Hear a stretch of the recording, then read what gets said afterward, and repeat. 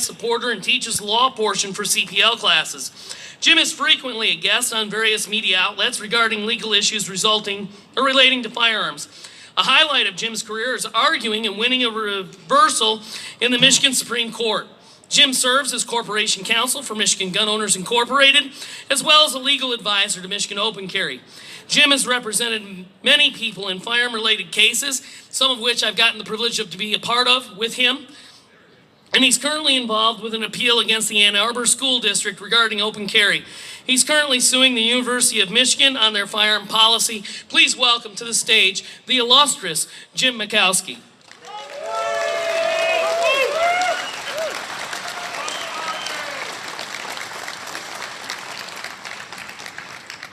Thanks for having me up here, guys. Pretty good crowd. I like to see that. I wish we had more people here, but it's a pretty good crowd.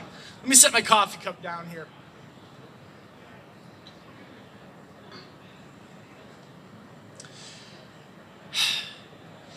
You know, at various times in our history, in the history of our country, groups have been discriminated against.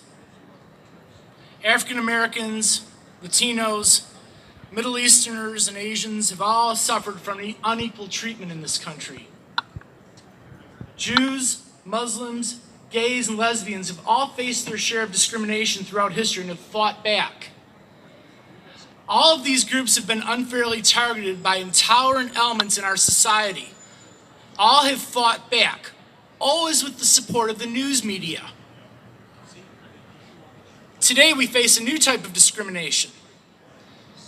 People who are exercising their right to keep and bear arms, a right guaranteed to us by our founding fathers, a right enshrined by the Second Amendment, are the new target for discrimination. Even worse, corporate America and the mainstream media fully supports this discrimination. Gun owners are not only the new pariahs, but the mainstream media is making this discrimination socially acceptable. We need to fight back on every front. We need to advocate for our rights, or those rights will go away. We must educate the politicians and general public that gun owners are not the problem in this country. The lawless are.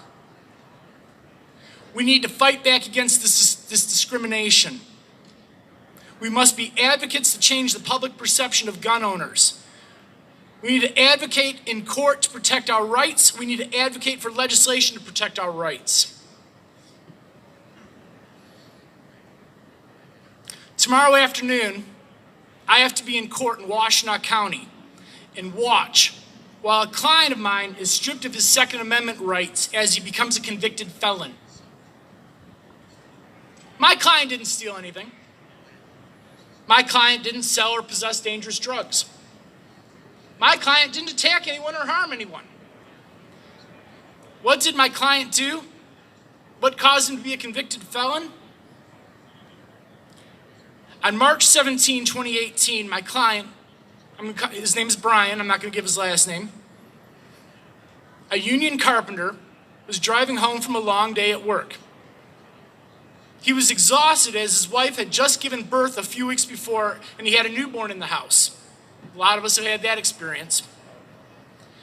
Brian wasn't paying enough attention to his driving and was pulled over for rolling a stop sign. Brian immediately disclosed he had a concealed pistol license and was armed. That was when disaster struck. When the deputy looked at Brian's CPL, he found out that it had expired a few months earlier. You see, when Brian's CPL came up for renewal, his wife was bedridden due to problems with her pregnancy. With all Brian had to do, he simply forgot to pay his $115 and renew the license. Now, that deputy sheriff could have simply informed Brian that his license was expired and to lock his gun up until he got home. He could have let him off with a warning. Instead, Brian was arrested and charged with a 5-year felony of carrying a concealed weapon. Brian had no criminal record whatsoever. He had held a concealed pistol license for several years prior to this incident. Not only was he active in his church, but the church had trained him to help provide church security. Despite being an absolutely outstanding person, the Washtenaw County Prosecutor's Office refused to negotiate a reduction of the charge. The offer from the Prosecutor's Office was that if he pled guilty as charged to the felony of CCW in exchange for an agreement to probation, he wouldn't go to prison. Brian couldn't run that risk of not being able to raise his family. So he accepted that plea and took that offer. Earlier this year, State Representative Matt Hall introduced House Bill 4434 to reduce the penalty for carrying with an expired license from a 5-year felony to a civil infraction. This bill has widespread bipartisan support from both Democrats and Republicans. There is an excellent chance Governor Whitmer will sign this bill into law. Instead of pushing this very reasonable, necessary legislation through to the governor, the Michigan House leadership has referred this critical legislation to the House Committee on Government Operations. That's where bills usually go to die. We cannot let this happen. Everyone here should contact their state representatives and voice their support for House Bill 4434 to help to decriminalize these all too often mistakes that ruin lives. It will be too late to help Brian, but it can help someone else if it passes. All of you have taken the time out of your busy schedules to be here today, and for that, I and the leadership of Michigan Gun Owners and Michigan Open Carry thank you. But it is not enough. When we leave here today, we must continually work to protect the Second Amendment. Whether it is donating money to a firearms rights group, calling your elected representatives, or simply engaging an anti-gunner in a peaceful civil discussion, every bit helps. We need to support candidates who recognize the Second Amendment as just as important and necessary as the rest of the Bill of Rights. We must be active in our advocacy. If we do nothing, we will find our rights eventually whittled down until they become non-existent. Thanks for listening to me, guys. Elected to serve in the Michigan legislature in 2016. He represents the people of Dorr, Layton, Wayland, Gaines townships, as well as the cities of Kentwood and Wayland. He serves as vice chair for the Committee on Communications and Technology. He also serves on the Joint Committee on Administrative Rules and the Committees for Judiciary, Oversight, and Tax Policy. And once again, unfortunately, we are going to have a fine representative that soon is going to be term limited. I can't tell you guys, I know some of you guys are all, let's just do a survey real quick. How many of you are all for term limits? You want term limits? You like term limits? I see a lot of hands go up. How many of you oppose term limits? Think it's terrible? Not as many hands going up. Sir, I stand with you. I've done lobbying for 12 years. Let me explain to you why I don't like term limits. Because when you do term limits, I get a fine legislator like this who has integrity, who can't be bought, who serves the people, and he's going to be done. And I can't have him there representing me anymore because he's term limited. And it took him the first 2 years to figure out how the system worked, didn't it? It's a learning curve, isn't it, sir? I mean, you'll admit, even as smart a guy as you are, it's still, you got to learn the systems. By the time you learn the systems, your second 2 years, you're kind of getting a grasp of it. You finally had it. And by the last 2 years, now you know how to work the bureaucracy, don't you? But they know how to stall you. And they'll stall you for 2 years. Your term limit will be up, and then they'll get a whole new legislator, and they can do it all over again. What you end up having is you have bureaucrats running your government. Unelected, unaccountable bureaucrats, and they can work guys like this over all day long. Because he's a new guy, he's got a little experience. Last 2 years, they stall him, and then they get a new guy all over again. Term limits are terrible for our government here in Michigan, and they won't be good for us at the United States level either. You'll have bureaucrats running your government. That's far worse than people that you can unelect. You do have them running it now. What I'm going to tell you, though, is you got 2 years. Every 2 years, your job is to get to the polls. It's just like a gunfight, right? The first rule of a gunfight is to have a gun. Second rule of a gunfight is bring all your friends with guns. Voting is the same way. First job is to vote. Second job, bring all your friends with votes. Okay, your job is to get the people motivated. If your people are apathetic, if the American people are apathetic, and that is our worst enemy, is apathy. Benjamin Franklin said that you have a constitutional republic if you can keep it. Apathy is the enemy of the people. And if you can't get people to the polls and vote to do that little piece of their responsibility in their republic, then they're going to get the government they deserve. But if we can get ourselves motivated, if we can get ourselves to the poll and all our neighbors and all our friends to the polls, then we will be able to hold officials accountable on a higher level. And we can turn our government over every 2 years if necessary. And the ones that are good, we can keep them. So I'd like to invite my friend and a great legislator, Steve Johnson, to the podium. Well, I guess I gotta start by saying I do like term limits, but I'm not here to talk about that. I'm glad to be here on the steps of the Michigan Capitol, because here, we don't just have our gun rights protected by the Second Amendment of the U.S. Constitution. We've got our gun rights protected by the Michigan Constitution. Article 1, Section 6 says that every individual has the right to keep and bear arms for the protection of himself and for the state. See, here in Michigan, our gun rights are so important, we went above and beyond what the U.S. Constitution says to make sure that your God-given rights to protect yourself are protected. Can you speak louder, sir? Let me move the mic up so you can hear me a little better. Can you guys hear me better now? All right, good. See, the gun grabbers, they've been at this for a long time. I remember back, they were trying to go after handguns for a while, right? Even Washington, D.C., they passed a law banning handguns. Fortunately, the Supreme Court overruled them in a 5-4 decision, in the Heller decision, saying governments cannot ban handguns. But we're only one vote away from governments being able to ban the most common weapon for self-defense. Only one vote away. The gun grabbers are persistent, if nothing else. They've moved on from handguns. Now they're going after AR-15s because they think AR stands for automatic rifle or assault rifle or something. And then they want to ban assault rifles. And I always ask them, can you define what an assault rifle is? And usually, their definition means the gun looks scary to them. They just want to ban guns that look scary. We need to keep up the fight. Because let me tell you, here in the Capitol, there's a number of politicians that they do want to take your guns. They want to add regulations to make it harder for you to get a gun, make you jump through more hurdles. They keep talking about gun buyback programs, which I've never understood. Because if the government's buying it back, wouldn't that mean that they sold it to you? They didn't sell me my gun. That's confiscation. That's theft. That's what they're proposing. So we need to make sure that we remain vigilant in this fight. And it's thanks to people like you guys that have done this. There's a number of different groups here that have different, ideologies, different methods, different tactics, but we all unite together for the protection of our gun rights.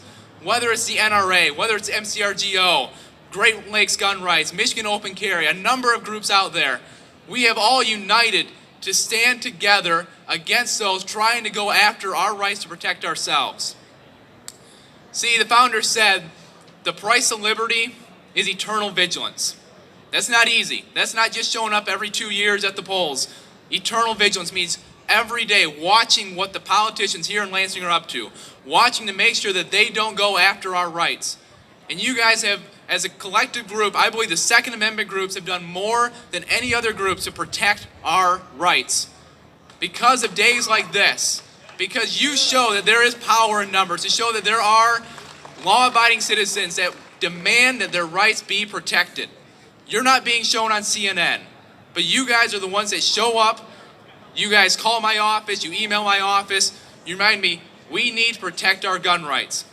I've introduced legislation here in Michigan commonly known as constitutional carry, meaning that the government should not require, you should not require the government's permission that you carry a gun. No, it goes the other way. The government needs to prove that you are not capable of carrying a gun. They need to prove that you are a danger to society first, not the other way around. You should not have to prove that you should be trusted with your rights. So we have a bill package called Constitutional Carry. It is in the Homeland Security and Veterans Committee. We are asking that we get a hearing on this bill some point soon to make sure that people can be defended, that their rights are defended here in Michigan. You're seeing other states move forward. Kentucky, earlier this year, they passed constitutional carry there. Michigan should be the next state to do it. So I don't plan on taking too much time here. Get off to the next person. But remember, the price of liberty is eternal vigilance. Stay vigilant out there. We need you guys to be defending our rights. Thank you and God bless. You gotta go past the cannon, the sidewalk, and on this side. Yep.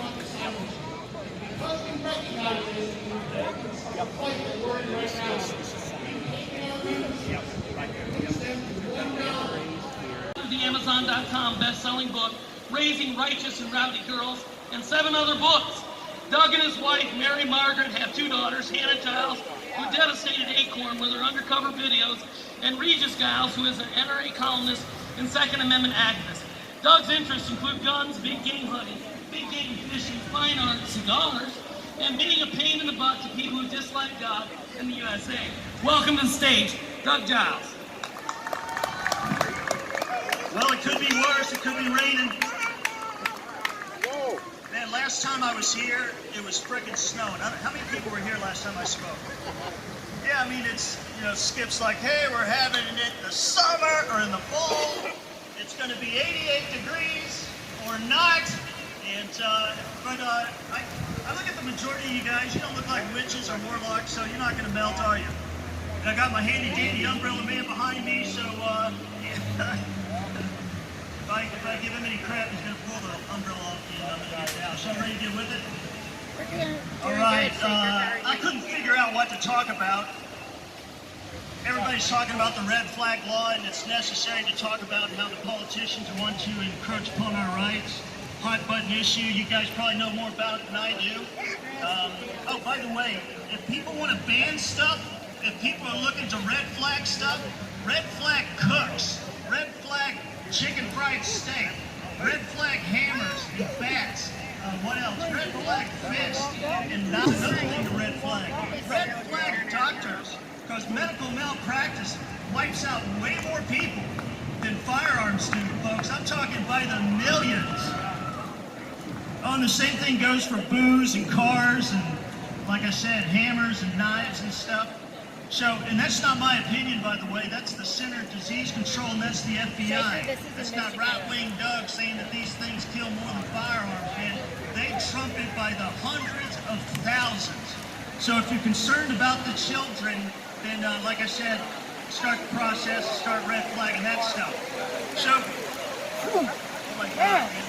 This is proof. Go up there, Mommy.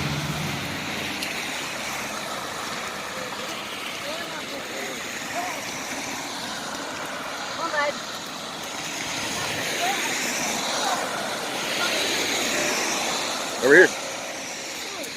Try to do that. Go up there toward Mommy's stage and try to turn around without falling. That's gonna be so shaky. So you're admitting it's amateur hour? Pretty much. Hey, come on. Okay. I know. Yeah, I know you're trying to be a show off. Turn around. Let's walk. Walk back. Come on, buddy.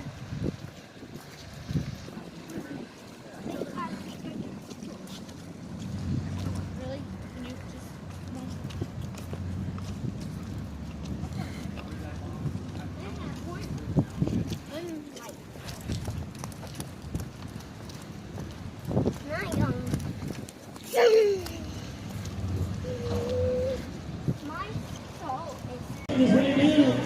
Are you guys going from 14 to Columbus?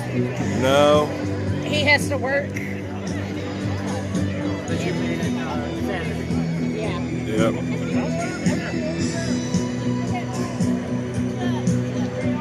Yeah, this is my first one.